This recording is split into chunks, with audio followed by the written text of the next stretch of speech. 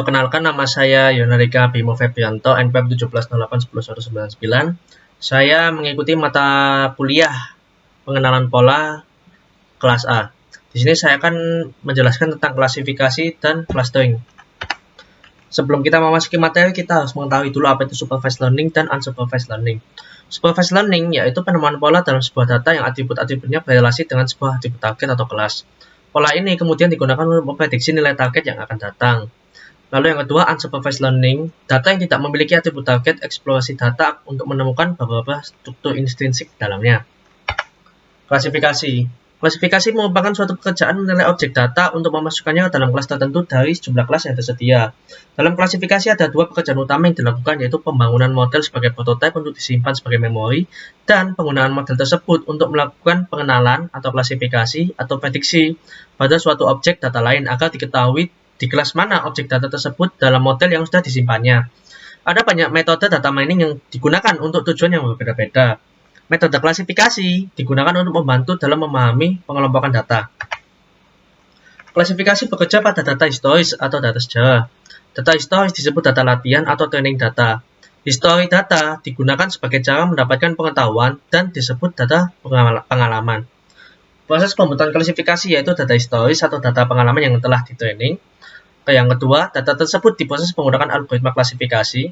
Yang ketiga, klasifikasi menghasilkan pengetahuan yang dipresentasikan dalam bentuk naive Bayes. Di sini, klasifikasi itu ada beberapa banyak tipe algoritma, dari Neo-Snake Ball, Neural Network, naive Bayes, sama Decision Tree. Di sini, algoritma yang saya pakai adalah naive Bayes, yaitu klasifikasi yang berpeluang sederhana berdasarkan aplikasi teorema Bayes dengan asumsi antar variabel penjelas saling bebas atau independen. Ciri utama dari algoritma naive Bayes ini adalah asumsi yang sangat kuat atau naif akan independensi dari masing-masing kondisi atau kejadian. Kelebihan naive Bayes yakni hanya memerlukan sejumlah kecil data pelatihan untuk mengestimasi parameter atau rata-rata dan variasi dari variabel yang dibutuhkan untuk klasifikasi. Yang kedua, kelebihannya yaitu cepat dan efisiensi ruang. Kekurangan dari naive Bayes adalah tidak berlaku jika probabilitas kondisionalnya adalah 0. Apabila 0, maka probabilitas prediksi akan bernilai 0 juga. Dan kekurangan yang kedua yaitu mengasumsikan variabel bebas. Tahapan dari algoritma naive Bayes yang pertama adalah menghitung jumlah kelas atau label. Yang kedua, menghitung jumlah kasus per kelas. Yang ketiga, kalikan semua variabel kelas. Yang keempat, bandingkan hasil per kelas. Yang di kanan adalah flowchart dari algoritma naive Bayes. Di sini saya akan menggunakan contoh dari metode naive Bayes. Tolong diingat-ingat, ini adalah rumus yang akan kita pakai dalam contoh nanti, perhitungan nanti.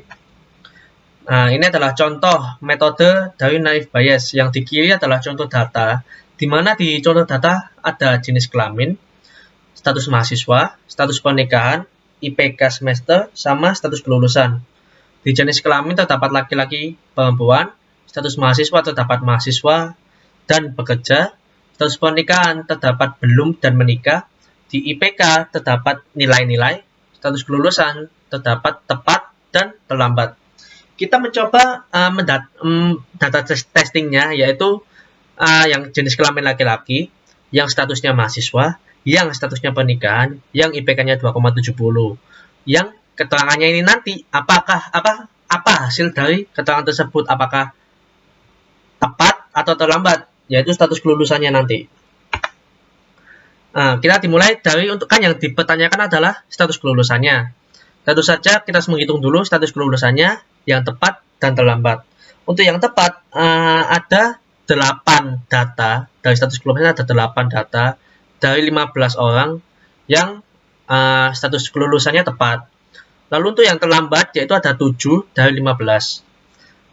Untuk yang kedua P, X, C,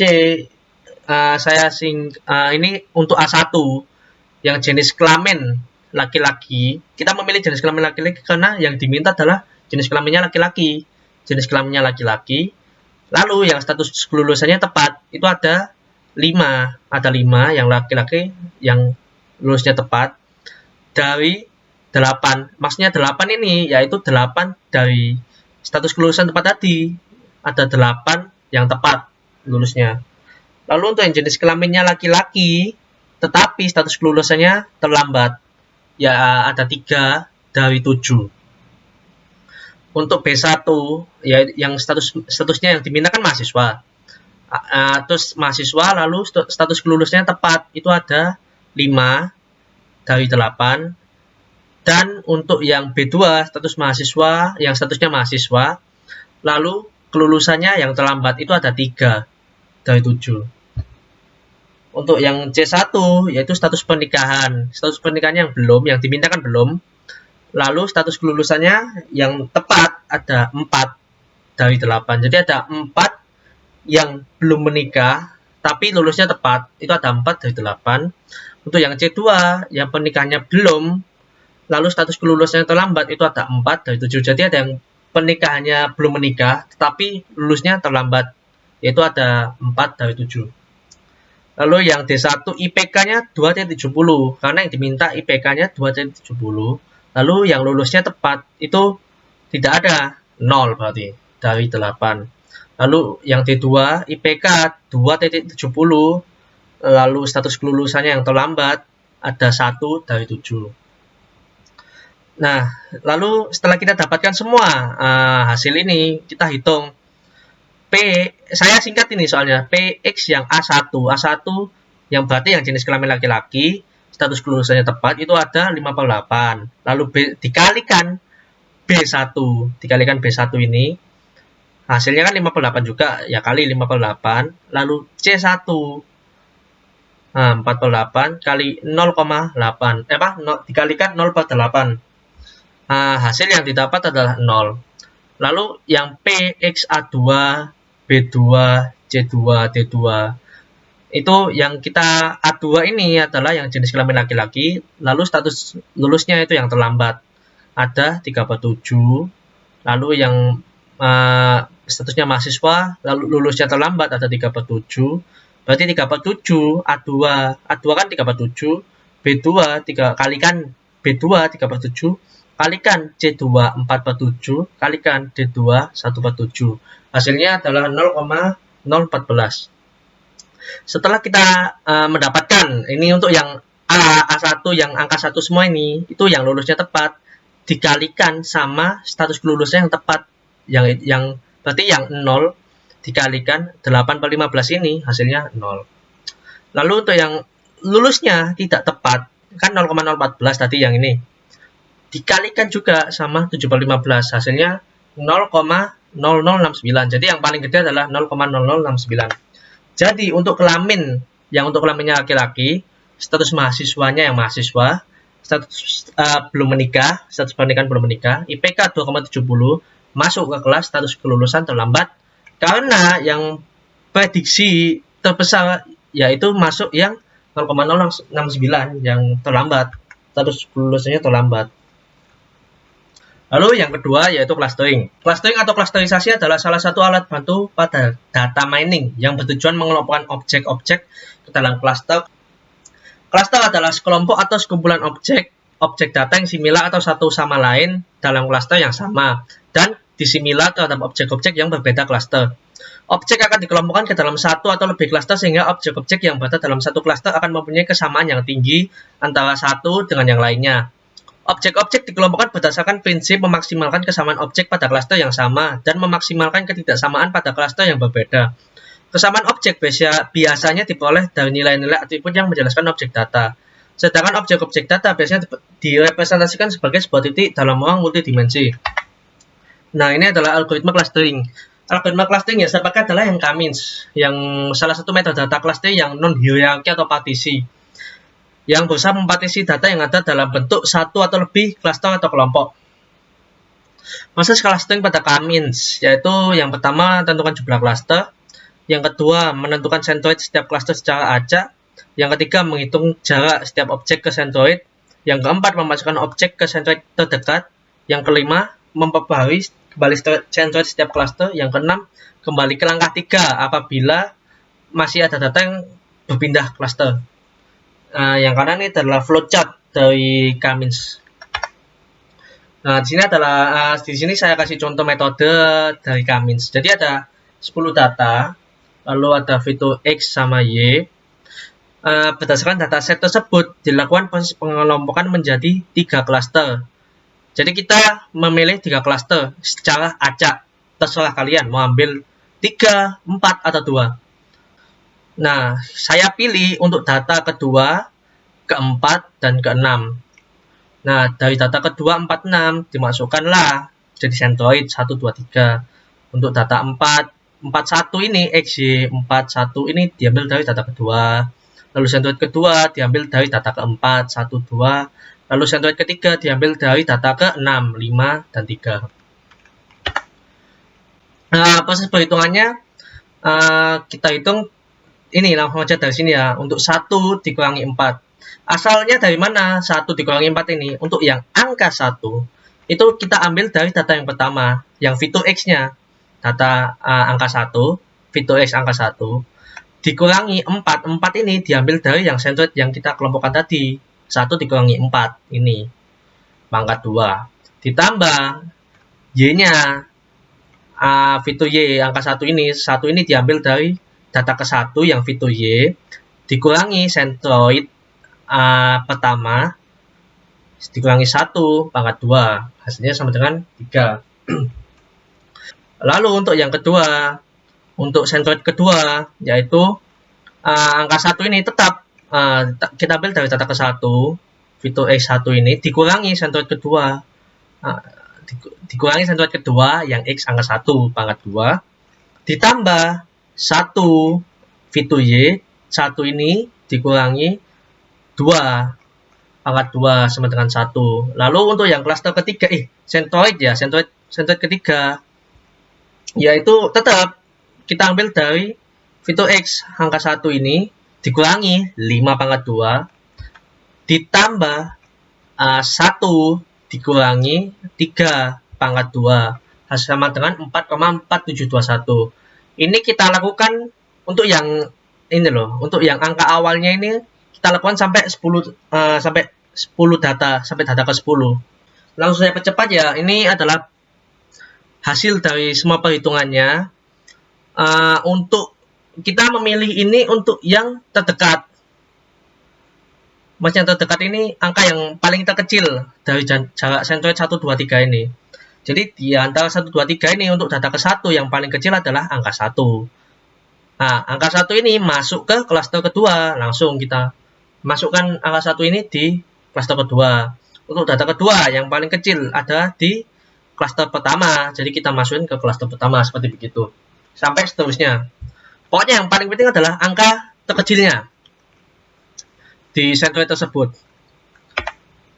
Setelah kita dapatkan angka kecil, nah ini kan klaster yang pertama, ini adalah klaster pertama.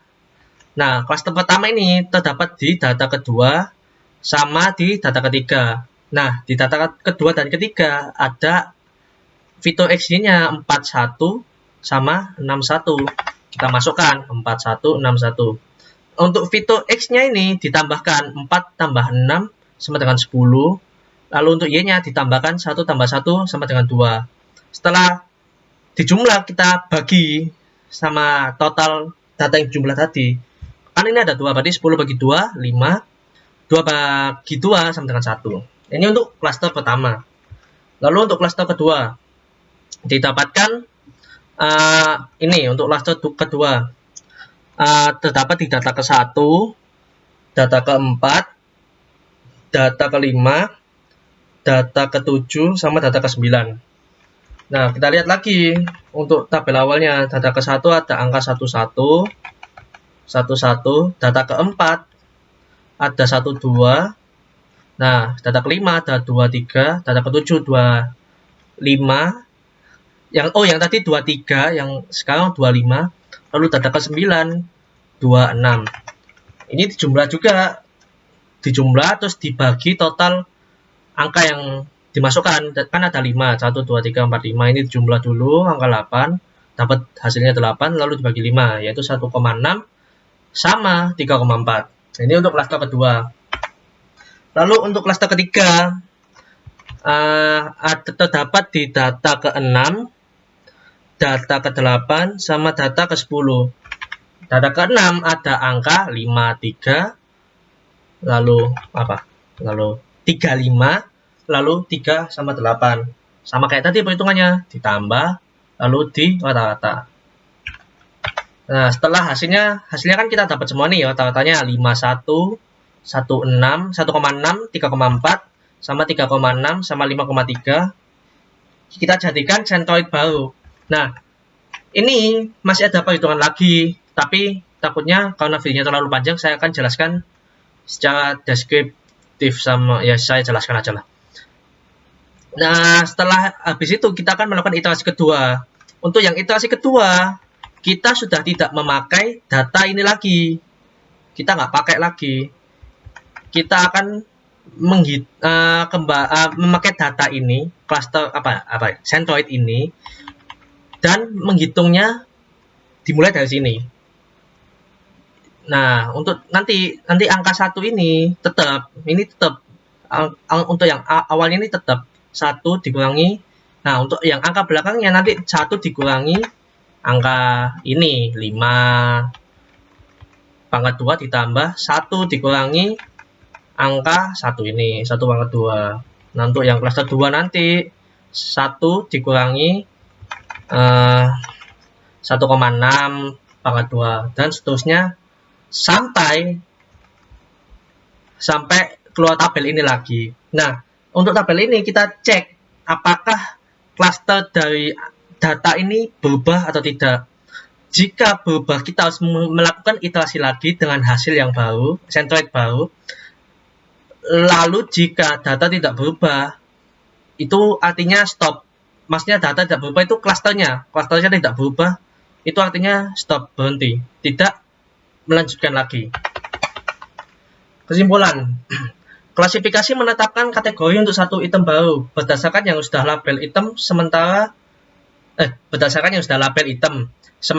clustering mengambil banyak barang-barang yang tidak berlabel dan membagi mereka ke dalam kategori. Yang kedua, dalam klasifikasi, kategori atau kelompok akan dibagi dikenal sebelumnya. Saat di clustering, kategori atau kelompok untuk dibagi yang tidak diketahui sebelumnya. Dalam klasifikasi terdapat dua fase pelatihan dan kemudian tes tahap sementara. Dalam clustering hanya ada satu fase, yaitu membagi data pelatihan dalam cluster. Klasifikasi termasuk supervised learning, sementara clustering termasuk unsupervised learning. Terima kasih. Saya Yonarika Bimo Febrianto.